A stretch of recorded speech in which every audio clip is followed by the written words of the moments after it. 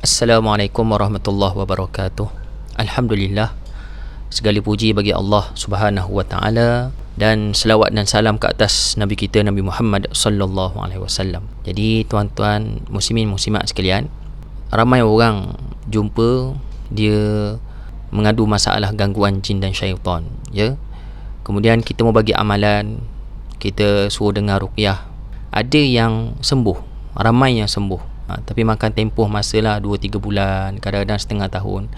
Ada yang masih lagi tak sembuh, masih lagi tak sembuh-sembuh, berulang-ulang 2-3 tahun. Bila yang tak sembuh tu, dia akan jumpa. Lepas jumpa dengan ustaz, dia rasa tak puas hati, dia jumpa dengan bomoh itu pula, jumpa bomoh B, kemudian jumpa bomoh C, tak sembuh jumpa bomoh D, sembuh sekejap jumpa bomoh lain pula, jumpa ustaz lain pula. Last sekali dah habis banyak duit, kembali semula kepada ustaz. Cerita lagi masalah, ustaz pun bagi cara-cara dia. Kemudian sembuh sekejap, jumpa bomoh lain. Kemudian masalah tersebut bertahun-tahun tak habis-habis. Jadi apa masalah yang sebenarnya? Jadi sebenarnya begini, cuba bayangkan kita ni ada jiran, ya. Jiran kita ni kita tak suka dia, membuat masalah dalam hidup kita, ya. Contoh jiran yang membuat masalah kepada kita, contohnya jiran yang buat bising. Malam-malam bising, pasang lagu kuat-kuat, kita pun nak tidur pun tak selesa. Kemudian tengah malam kawan-kawan dia datang, ini contoh jiran, ya. Kawan-kawan datang pukul 2, pukul 3 masih lagi bunyi bising. Ini antara contoh jiran yang kita tak suka. Kemudian waktu siang hari dia parking depan rumah kita, contoh. Dia sapu sampah, dia buang sampah kadang-kadang masuk dalam rumah kita. Ini jiran yang kita memang tak suka. Kemudian dia bela kucing, kucing dia pergi merata-rata berak depan rumah kita. Kita dah banyak kali dah bagi nasihat kepada dia, bagi nasihat, dia tak berubah. Apa perasaan kita bila kita ada jiran yang macam tu, ya? Contohlah, contohnya lagi, jiran tersebut kalau dia buat jarang-jarang, dia buat benda yang menyusahkan kita ni sekali seminggu je, buat bising sekali seminggu, kita sebagai tuan rumah kita akan rasa tak apalah, sekali seminggu je dia bising, ya. Tapi kalau dia buat selang sehari, kita tension. Tapi kalau dia buat hari-hari menyusahkan kita, perkara yang menyusahkan kita, maka kita tak akan tahan lama, ya. Kita tak akan tahan lama, kita mesti fikir nak pindah rumah tersebut, ya. Duduk sebulan, 2 bulan, 3 bulan, dah lah bising, busuk, kemudian tak boleh nak parking depan rumah kita, macam-macam tak boleh. Hari-hari dia buat perkara yang menyusahkan kita, bukannya selang sehari, bukannya 2 kali, 2-3 hari sekali, tapi hari-hari, siang dan malam. Kalau kita ada jiran yang macam tu, ya, sudah pasti saya rasa kita akan pindah. Kalau kita dah beli rumah, kita mesti nak jual rumah tersebut. Kalau kita duduk situ sewa, kita mesti nak pindah tempat lain. Kita memang tak suka jiran yang macam tu. Jadi kenapa saya cerita macam tu? Saya cerita begini kerana sebenarnya orang yang ada gangguan jin dan syaitan ni, sebenarnya rumah dia sedang diganggu oleh jin dan syaitan. Orang yang ada gangguan boleh jadi dia sakit kepala, kemudian dia sakit dada, sakit perut, sakit rahim, pendarahan haid tak teratur, sakit urat bilikat, sakit belakang, setiap masa sakit belakang. Jadi orang yang sakit-sakit ni sebenarnya dia ni sedang diganggu oleh jin dan syaitan. Jadi dalam Islam, Rasulullah telah meninggalkan kita ayat-ayat Al-Quran dan hadis-hadis, doa-doa daripada Rasulullah sallallahu alaihi wasallam. Banyak hadis Nabi sallallahu alaihi wasallam, Nabi cerita bagaimana caranya untuk meminta perlindungan daripada Allah Subhanahu wa taala. Banyak, ya. Contohnya 3 qul huwallahu ahad, qul a'udzu birabbil falaq, qul a'udzu birabbin nas. Contohnya lagi surah Al-Baqarah, surah Ali Imran, Az-Zahrawain namanya.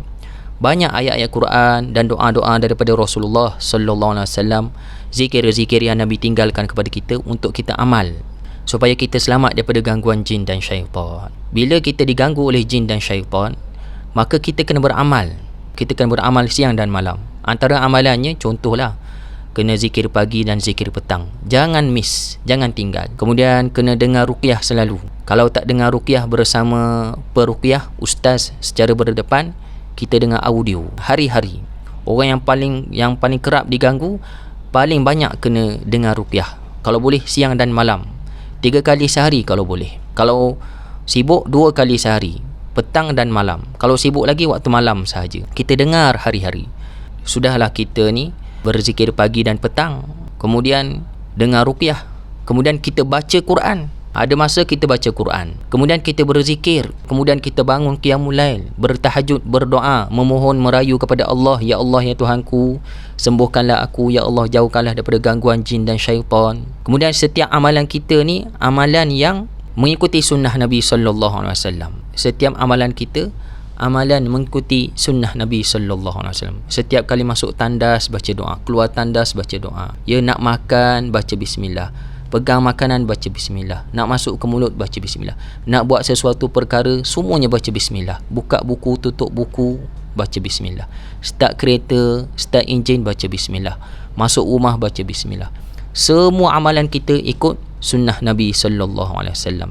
Jadi bila dalam kehidupan kita 24 jam kita sentiasa beramal, tak miss, tak pernah tinggal. Syaitan yang duduk dalam badan kita ni, dia dah selesa duduk dalam badan kita. Tiba-tiba kita dengar ruqyah, tiba-tiba kita ni baca Quran setiap hari, tiba-tiba kita merayu kepada Allah, berdoa setiap masa, minta Allah keluarkan, maka dia ni akan rasa tak selesa. Setiap kali kita baca Quran, setiap kali kita berzikir, setiap kali berdoa, memohon kepada Allah Subhanahu Wa Taala, syaitan ni akan pedih, sakit, merana. Seumpama rumah dia ni diganggu.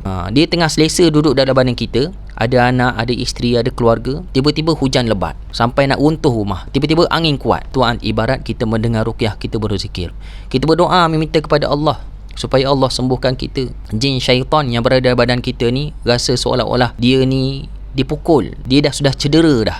Bila kita beramal sedemikian dalam 24 jam sehari, pagi pun buat, petang pun buat, malam pun buat, berzikir, setiap perbuatan kita berzikir, fikiran kita ni sentiasa ingat Allah, sentiasa minta perlindungan Allah, maka tidak ada masa ruang rehat bagi syaitan dalam badan kita ni untuk merasa selesa. Dia akan rasa terseksa selalu. Tiba-tiba amalan kita ni buat hangat-hangat tahi ayam je, buat sekejap je, buat seminggu ataupun 2-3 hari dah kita dah malas dah tak dengar ruqyah, dah tak berzikir dah. Bila kita buat macam tu, syaitan ni dia tengah sakit, dia baru merancang nak pindah rumah, baru merancang nak keluar badan kita. Nanti kalau dia teruskan lagi buat sampai sebulan, kita tak boleh duduk sini, kita kena keluar. Dia bagi tahu geng-geng dia.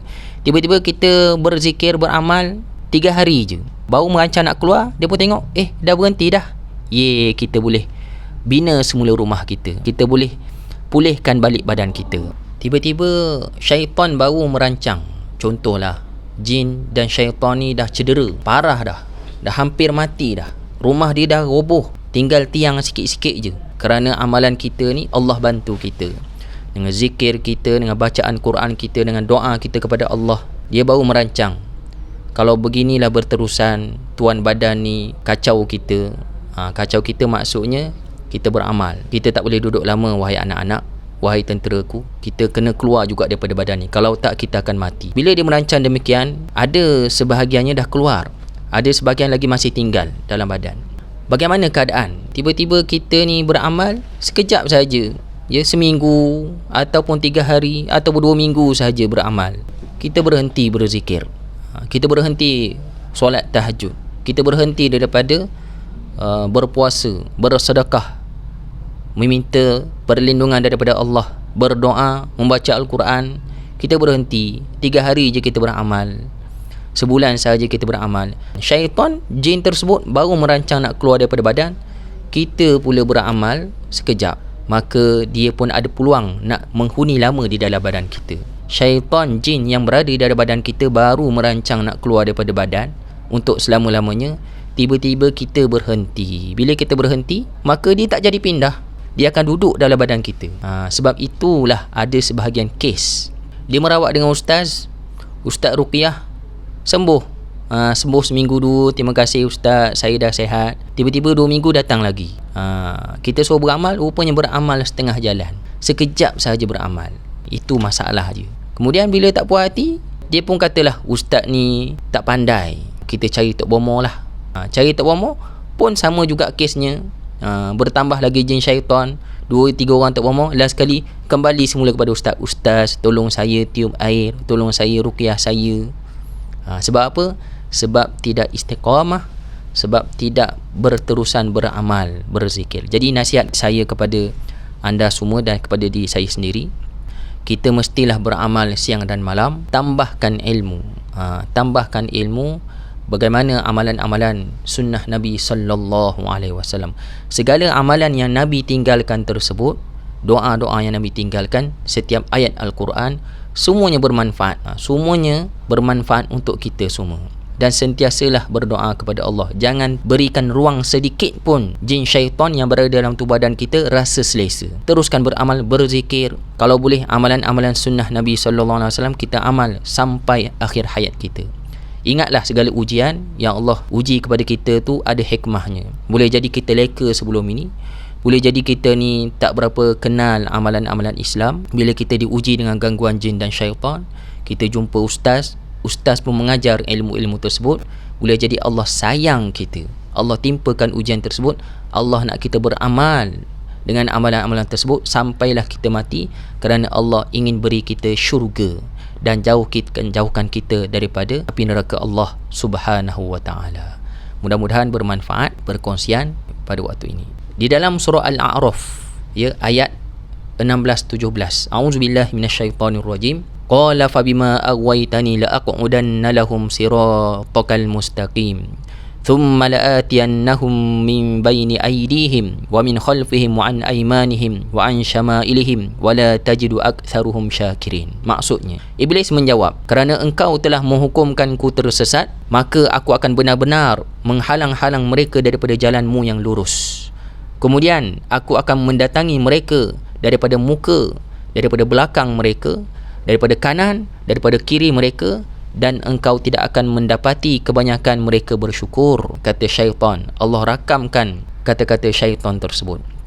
Jadi syaitan, iblis ini, iblis, jin dan syaitan yang jahat ni, memang dia bersungguh-sungguh menyesatkan kita. Walaupun satu saat kita leka, dia dah rasa seronok. Dia akan cuba untuk menjauhkan kita daripada sunnah Nabi, daripada amalan-amalan, berteraskan Al-Quran dan hadis Nabi sallallahu alaihi wasallam. Mudah-mudahan perkongsian pada kali ini dapat manfaat dan sama-sama kita amalkan. Assalamualaikum.